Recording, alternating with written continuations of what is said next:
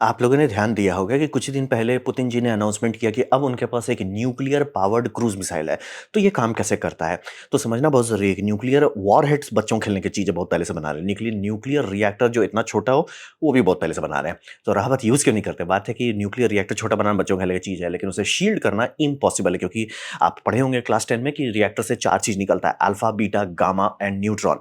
Alpha, beta, gamma आप थोड़ा संभाल भी लो, न्यूट्रॉन नहीं संभलता है, न्यूट्रॉन रोकना लगभग नामुमकिन है। इसीलिए सबमरीन में कुछ टन से लेके कई 100 टन तक का शील्डिंग लगता है तब जाके वो संभाल पाता है। और वही एयरक्राफ्ट कैरियर में भी वही होता है कि बहुत भारपुष्ट शील्ड लगाएंगे तभी वो शील्ड कर सकता है। और 1950s में सब लोग पगला रहे थे न्यूक्लियर से सब चीज करने का, प्लेन बनाने का, जो सोवियत यूनियन भी किया, अमेरिका भी किया। अमेरिका चालू नहीं किया, उनको समझ में आ गया भैया ये पायलट्स नहीं बचेंगे। रशिया चलाया और बाद में पायलट्स को कैंसर का गिफ्ट दे दिया, तो वो प्यार से उस प्रोजेक्ट को भी बंद कर दिया गया। न्यूक्लियर क्रूज मिसाइल में होता यह है कि आपका एयर आता है नॉर्मल टरबाइन से, वो कंप्रेस होता है, उसके बाद वो जाता है रिएक्टर में।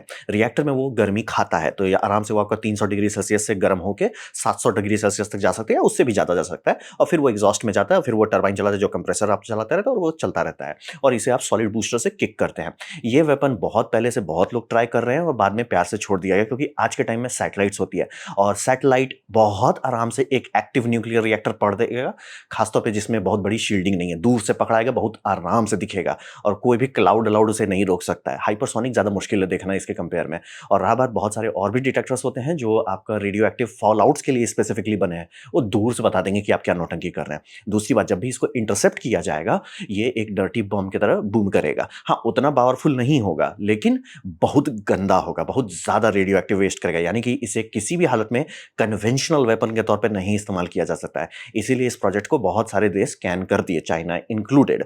पुतिन जो कर रहे हैं, 2018 में इनके पास ये प्रोजेक्ट था, ट्राई किए, 4-5 लोग ऊपर चले गए, फिर से ट्राई कर रहे हैं क्योंकि आपका तो इनके पास कुछ बचा नहीं है करने को। तो देखिए, तो ये समझना बहुत ज़रूरी है। सुनने में बहुत अच्छा लगता है, लेकिन प्रैक्टिकल एकदम नहीं है, किसी भी हालत में नहीं है।